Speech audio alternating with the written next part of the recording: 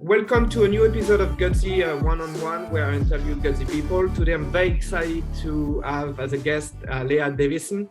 Leah is a mountain biker champion with an amazing career. She's a two-time Olympian. She's also a world champion, finished with silver medal in 2016 and also a bronze medal in 2014. Placed second in Switzerland in 2015 at the World Cup, which is amazing. And in the same year, third place overall at the UCI World Cup as well. And more so, an 8-time national champion in the US. So welcome, Leah. I'm very excited to have you with us today. Yeah, thanks so much for having me. All right, so let's get into it. So you, we talk about all this amazing performance and championship that you won, on the US and stage and also on the international stage. But, how did this journey kind of get started for you? How did you pick up a bike? Like, tell us a bit more about, Yeah. let's go back in time a little bit. Yeah, I mean, back 20 years ago. Like yesterday. Yeah, exactly. My entry into the sport was an interesting one. Nowadays, kids are picking up bikes and starting to race earlier in high school and even earlier than that. I grew up in Vermont as a downhill ski racer and also running cross country. So I was a junior, senior in high school, 17 and 18.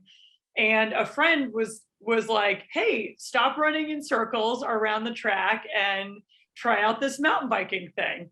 And so that's when I got into it. It was love at first sight. It just clicked because it took the endurance that I kind of had built up from cross-country running, as well as the bike handling skills. You have to look ahead, you have to pick a line, downhill ski racing. So it was kind of the perfect marriage of both of those things. And it really just took off from there. I started with local races, and then I did a couple of national races. And I won one in the junior category, which means 18 years old and younger. That's amazing. And USA Cycling came up to me and said, hey, you won this race, you qualified for the world championships. And I was like, there's a world championships for this? I had no idea. So, at that moment, I realized there's a world championships. It's an Olympic sport. You can do this professionally as a job. And my sights were set on it. Like, I'm like, this is my destiny. And so did you get a coach? Like, how did it kind of move down to the next level from there? Yeah, when I qualified for the junior world championships and competed in them, I this junior team Balance Bar Devo took notice of me, and I was on that team for the next season, and also linked up through that team with a local coach. I met Andy Bishop, who is also a Vermonter, and he is still my coach to this day. Oh, wow.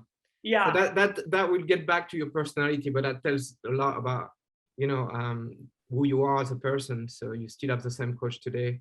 Yeah.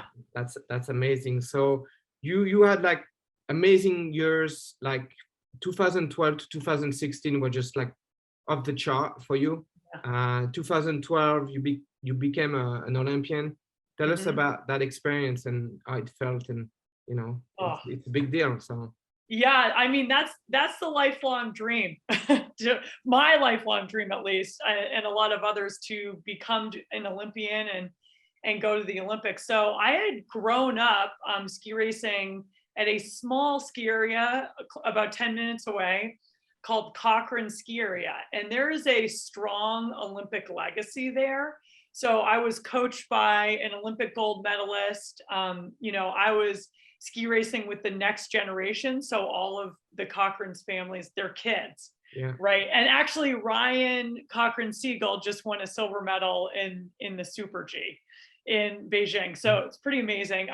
Grew up ski racing with him. So that Olympic seed was planted pretty early. And since I was around this Olympic legacy, it felt attainable, like that, it was kind of normalized. So I always had that goal to become an Olympian. And then I was so grateful to discover mountain biking, because that was a more direct path. Yeah, path to the Olympics. So obviously a ton of hard work, a lifetime of commitment to get to that moment. And also, I had my first hip surgery in 2010.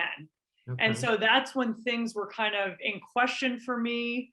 But as I always say, every injury is an opportunity. So that really was an opportunity for me to reset, become motivated, really hone in on that Olympic goal and go for it. So to overcome that injury and surgery and to actually 2 years later get there and see those Olympic rings in the venue for the first time, walk into the closing ceremonies, put on this Olympics apparel for the first time. It's really dream come true.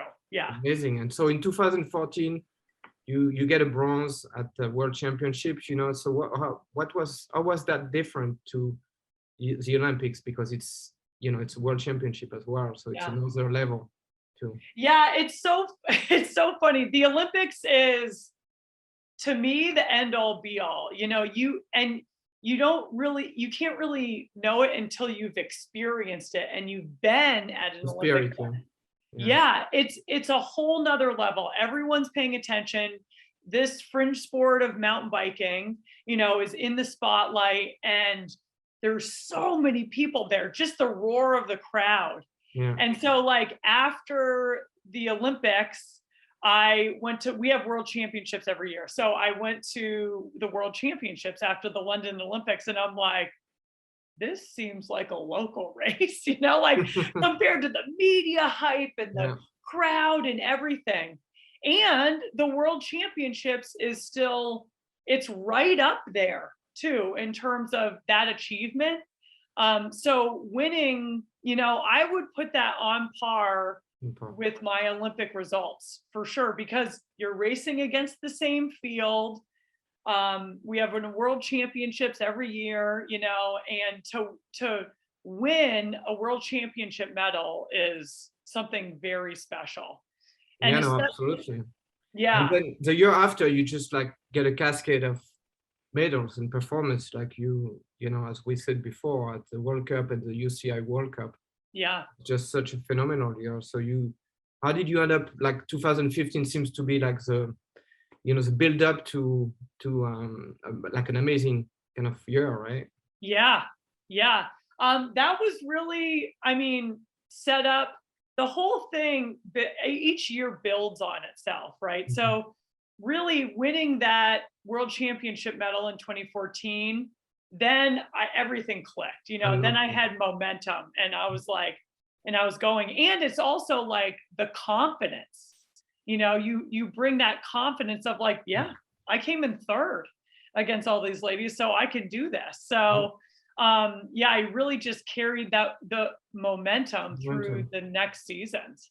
And then 2020 happened and everything's kind of stopped.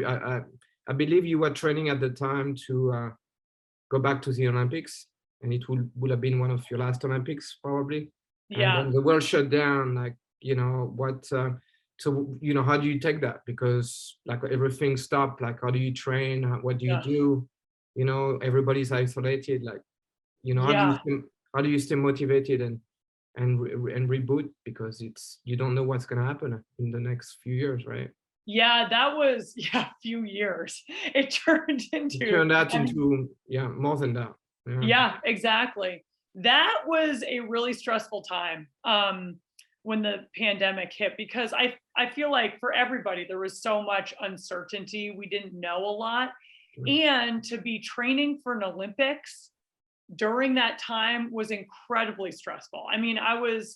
I was back home in Vermont at a time in March when I'm not usually in Vermont. It's raining, it's snowing. I'm going, there's no races happening. How am I going to adequately prepare for my Olympic moment? Like, how am I going to make this happen? And so when the Olympics got postponed, there was a moment that I had to grieve for sure, because I was ready. Everything was lining up for me to qualify. I had done everything in my power to be prepared for that moment. Yeah. And so there was some grieving of like, okay, now, Now what?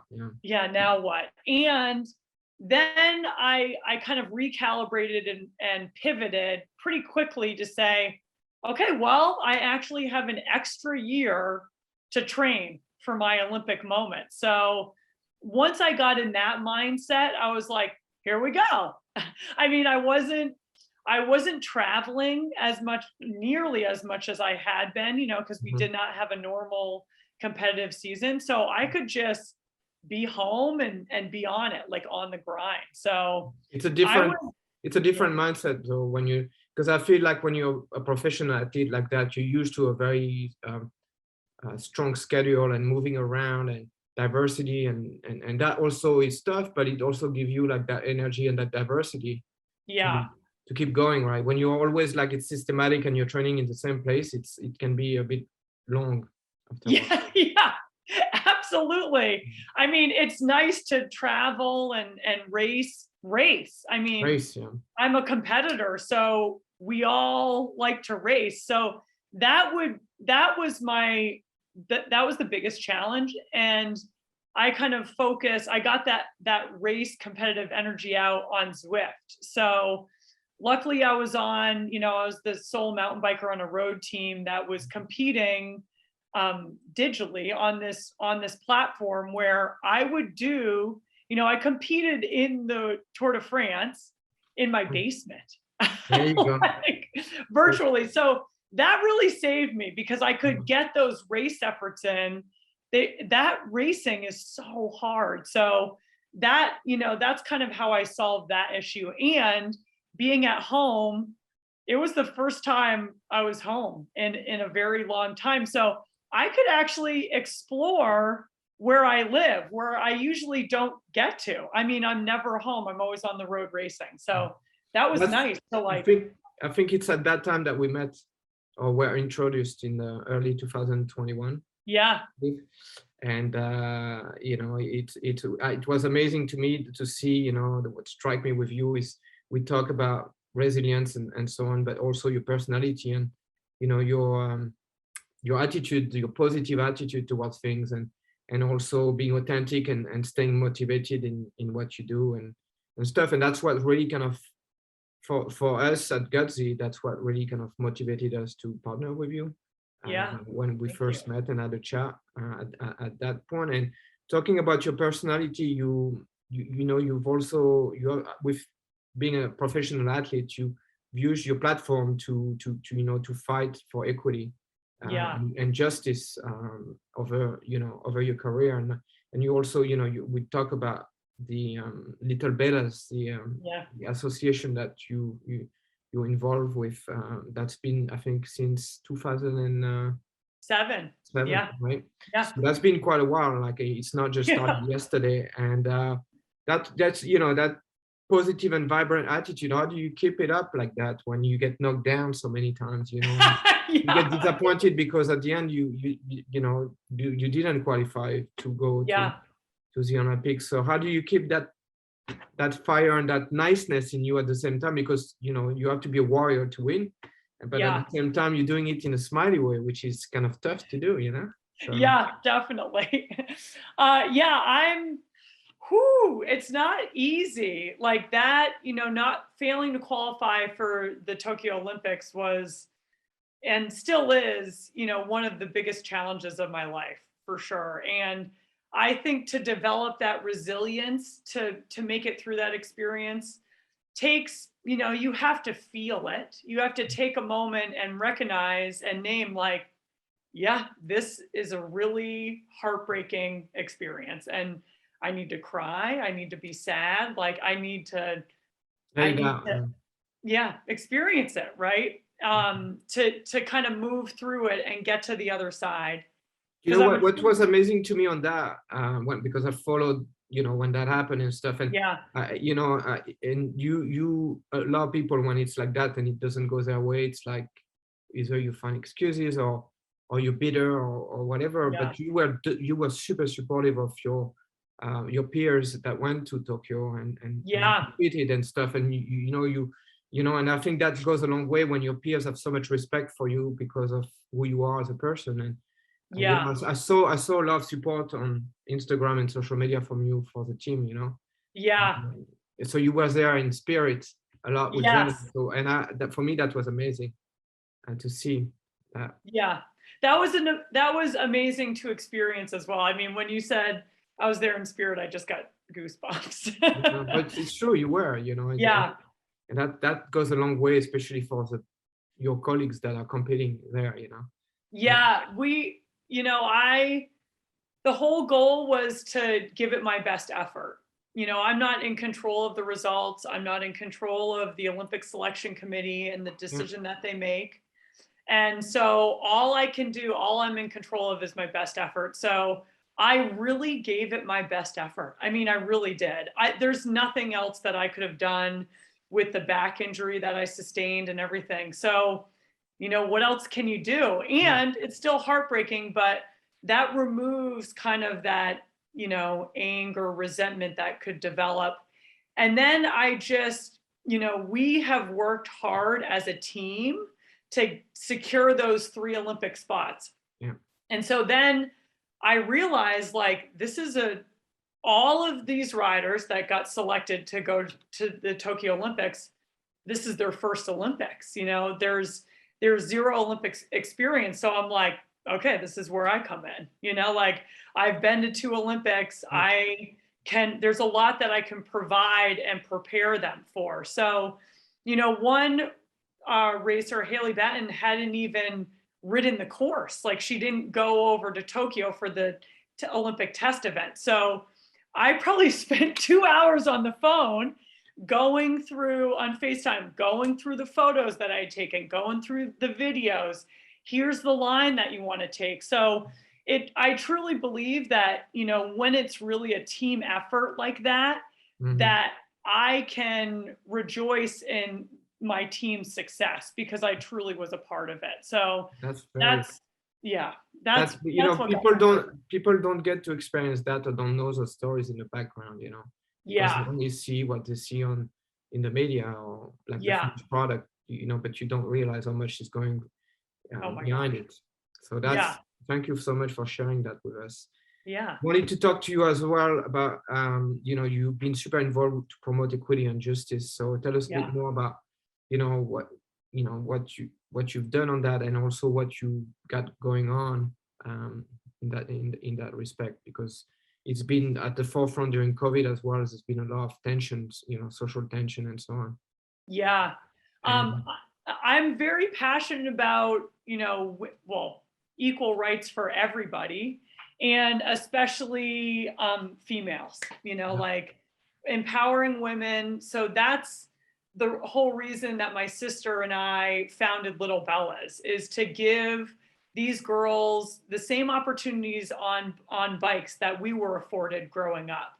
So I'm very passionate in that mission and my work with Little Bellas. And also, I really believe that representation matters. So it matters to see yourself, in these places where you say, oh, okay, I can be there. Like, someone like me is doing that, so I can do that. So, I really leaned into my advocacy work about LGBTQ plus yeah, in 2018, after I was getting ready to be married to my now wife Fraser. mhm, And before that, I hadn't really, I was out, but I wasn't out really publicly. yeah, And I wasn't, out on social media big time, very loudly. People knew, but it wasn't, I was quiet about yeah, it. And then when I was getting ready to be married to my wife, Cliff Bar, a sponsor at the time, said, hey, we want to celebrate this for Pride Month. So they told our story and threw us out on all of their social media platforms. And I'm like, oh my goodness, this is the first time that a partner of mine, a sponsor, had celebrated that aspect of me. Yeah. And it really was such a gift because then I felt free. I felt free to be completely my whole self. Also, And yeah, it set me free really. And also another sponsor, Garneau, who makes cycling clothing, made us a French company. custom wedding kit. Yeah. And so it was like twofold. So That's I really want, great. That shows also your alignment with your partners, in terms of, yeah, yes. for sure. So, Yeah, I only like to I partner with companies and organizations that I believe in. That's why not I'm gonna partnering with your Gutzy. own song here, but Yeah, so that was really a turning point for me, and I wanted to then lean in to my advocacy work and representing. yeah, Here I am. I'm an Olympian. I'm an LGBTQ plus athlete. I'm a woman. I'm married, and you can have both things. You can be a professional athlete. You can go to the Olympics, and you can be gay. yeah. Because I had a lot of fear around that being gay would prevent me from fulfilling my dreams. So yeah, I aim to give that same gift to others. Yeah, no, that's very inspiring, especially with the platform you have and on social media to to show other people that it's possible and it's more than acceptable. Yeah. It should be something that I think the world has changed, but it's still a long way to go. But it's you showing one of the paths to do it. Yeah. So, and talking about that, Little Bellas. Let's talk a bit about Little Bellas because it's very close to your heart, and it's really an amazing way for you to contribute and give back and inspire little girls that with bikes. So Yeah. tell us a bit more about that, actually. Yeah, we have several chapters, Little Bellas chapters across the US, and we're really powered by our volunteer mentors. So, we have these women that come in and volunteer and show up every week, for a 2.5 hour session to ride with these girls, to mentor them and be present, and it's really a group mentoring model. So we designed it that way because these girls can, take a look around for all these from all these amazing women and pick really who they most resonate with. Yeah. And so that's a really special thing, and experience. And then on top of that, we created, and I led the charge, we created the Pro Ambassador program. So I was wanting to visit all of these Little Bellas chapters around the States, and there's not enough of me. Like I didn't have time. Yeah. Which shows how big it's become, Yeah, exactly. We have chapters all over the US. It's amazing.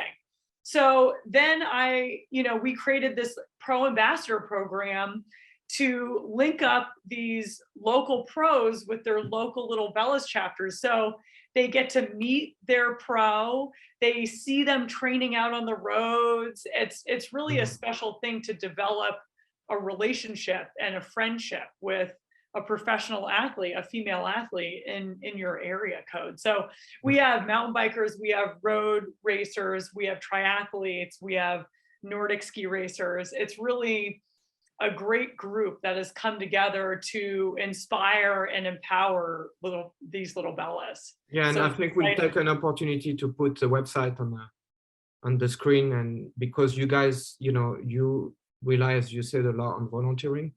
Yeah. And so supporting the program is important. And so from a gutzy standpoint, we here today are committing to giving $1,000 to the foundation, and I encourage everybody to check the website that will be on the screen, and just at the top right there's a little click button for donation. So Yes. every little help on that. So $5, $10, 20, Yeah. 100.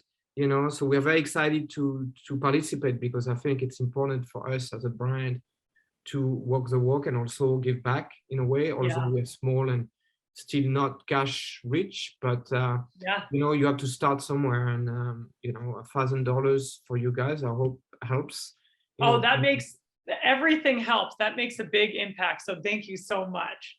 And so, it's really a great initiative, really, and very inspiring. So I remember when we first met, you were talking about it, and it took us a bit of time to get for us at Gutzy to kind of check it out a bit more, but yeah, we're getting there. We're excited about it. So tell us, what's next for you? Like, what's going on? Like, what's happening moving forward? Yeah, there's big decisions and moves happening over here. So, this fall I made the decision to officially retire from racing World Cups and Wow. international races. So this That's is a big decision after 20 years, a 20 20 year years, huh? long career. Amazing. Yeah. Well, congratulations on Thank that. It you. must not have been an easy decision for you to take. It's never easy to say, oh, okay, that's it now. Yeah, it definitely was not an easy decision, and it feels like the right one. And I'm still racing though, so I'm going to race domestically in the Lifetime Grand Prix series. Awesome. Here in the U.S. So that's a combination of gravel racing, which is longer format races. I'm used to an hour and a half mountain bike races. These are 100 miles, 200 miles long off road, so on dirt roads. And then there's also mountain bike races thrown in there. So it's going to be exciting and very cool to be racing on home soil more often. So very good. Yeah. Well, you have 8 medals already on national soil, so Yeah, yeah. Awesome. Is there anything else you'd like to share with us before we close this episode today?